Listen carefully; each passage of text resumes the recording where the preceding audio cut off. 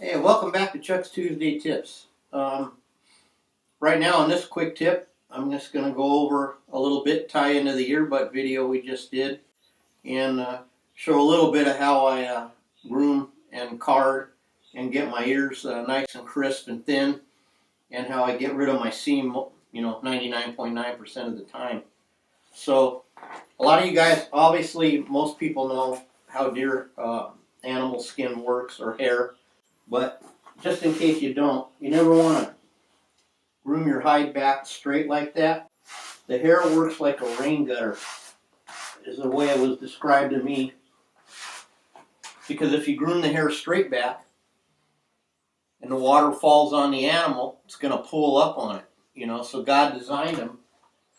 The hair will run a certain way, so when it rains and stuff, because see, they don't go inside like we do. They don't, they don't hang out at, around the fire and all that. And so you always want to make sure you groom everything.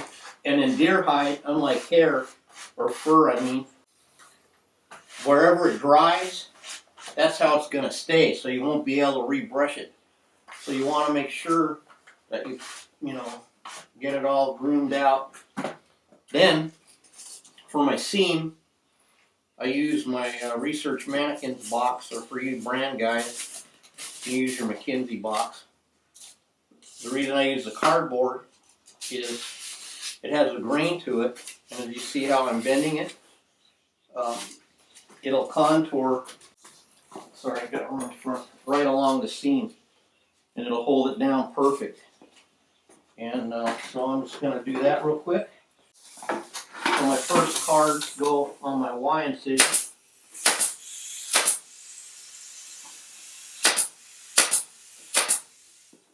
Then, unfortunately, the way the guy cut this, the seam is opposite the camera. But like I said, you see how the grain works. So as you lay your card down and run your staple about every inch or so, one on each side of the seam.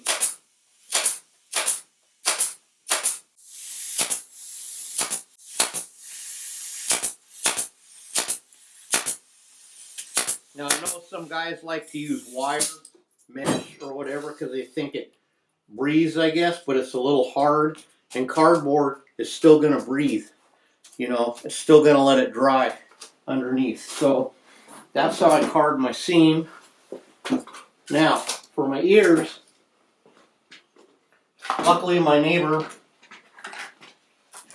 I won't say his real name, we call him Wilson, like from Tool Time, because he's always sticking the top half of his face over the fence. Luckily, he drinks plenty, provides me with plenty of carding material. I cut some strips about an inch, I guess. And I get my P3, my famous P3 stapler. And you can see, when you use the superior ear liners, how thin your ear is. And then so to keep it nice and crisp as it dries, I go ahead and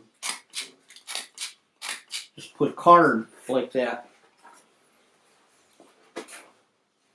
And that's going to keep it from tweaking on. And I know a lot of guys don't card their ears and blah, blah, blah. Whatever, or you're too busy to take cards off, or, you don't use pins, that's all fine. This is just how I do it, And if you really look at a deer ear, how thin it really is, really so thin at the edges, there's almost not an edge. It goes like to infinity almost. So there you go, and I'll leave these on, till it's dry. Another thing I take my cards that the eye comes on, cut them in two, push a little dent in it. You know what that's perfect for? Perfect for right there.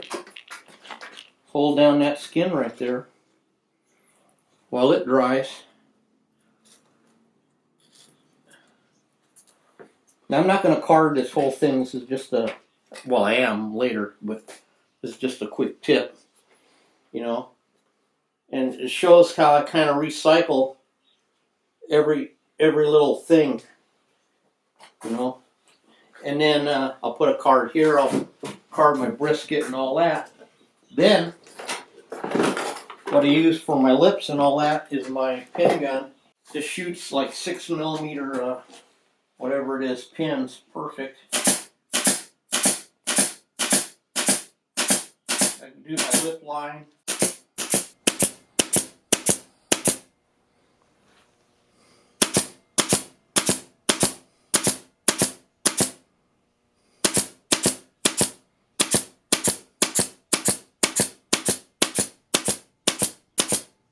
I don't sink them all the way. That way you can grab them with your needle nose pliers when you're pulling them out.